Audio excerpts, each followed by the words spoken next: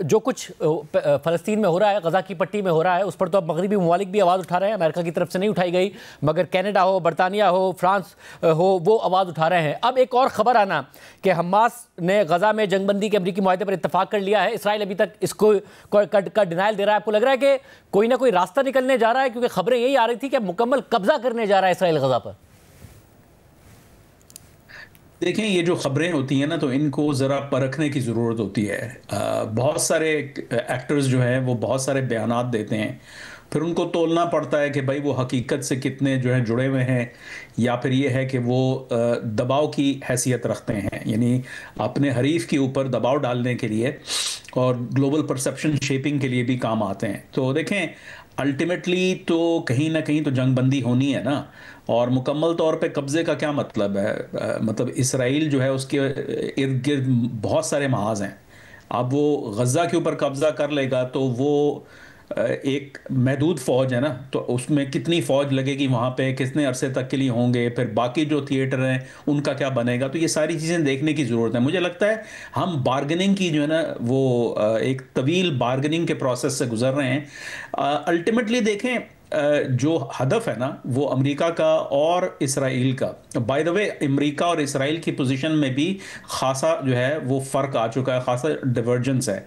लेकिन बहरहाल उनका जो इत्तफाक राय है वो इस बात पे है कि जब everything is said and done, फिर हमास की हुकूमत नहीं होनी चाहिए।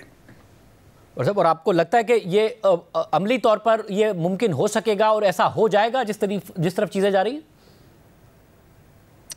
देखें, आप बदस्तूर देखें जो हमास के ऊपर दबाव पड़ रहा है, उनकी क़ियादत को मज़ीद जो सेकंड थर्ड टियर लेवल की क़ियादत भी उनकी, उसको भी निशाना बनाया जा रहा है, वो भी हलाक किए जा रहे हैं।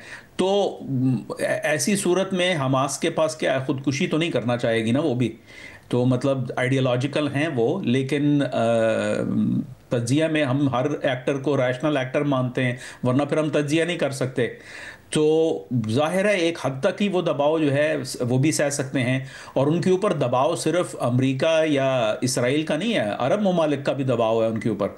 उनके अपने जो जिनके साथ उनके ताल्लुकात गहरे भी हैं, कतर हो गया, तुर्की हो गया, तो उनके भी दबाव उनकी तरफ से आ रहा है।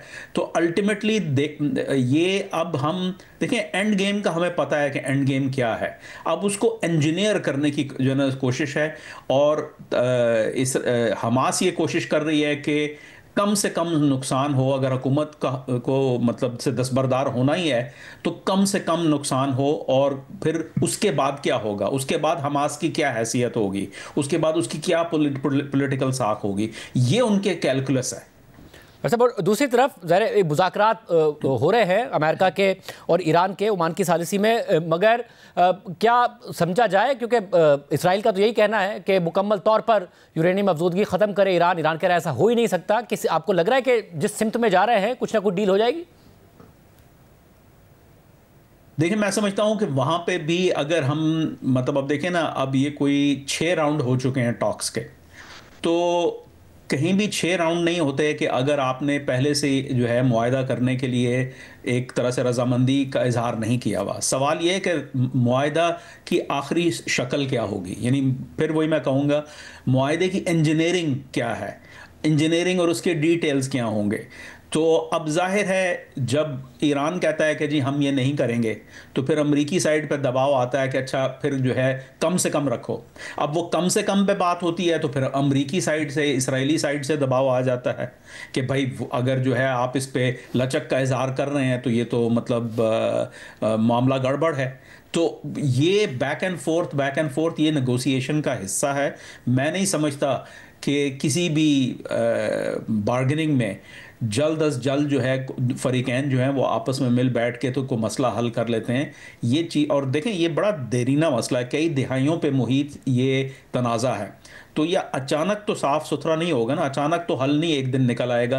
तो ये एक प्रोसेस का हिस्सा है। अब देखिए आगे चल के क्या होता है। मैं यही तो नहीं कहूँगा कि ये डन डील है, लेकिन अगर वो 6 राउंड ऑफ मुज़ाकरात हैं और फिर जो ज़मीनी हक़ाइक़ हैं, ईरान को अशद ज़रूरत है रिलीफ की सैंक्शन से, तो मैं नहीं समझता कि ये खिंच पाएगा। लेकिन देखें, अब ये एक अमल का हिस्सा है, इसको हम जो है बारीकी से देख रहे हैं। मेरा अपना तो मानना ये है कि अगर ईरान जो है मुआहदा नहीं करता तो उसका बहुत सख्त नुकसान हो जाएगा। वो जो इस वक्त बैड पोजीशन में है वो बैड टू वर्स हो जाएगी।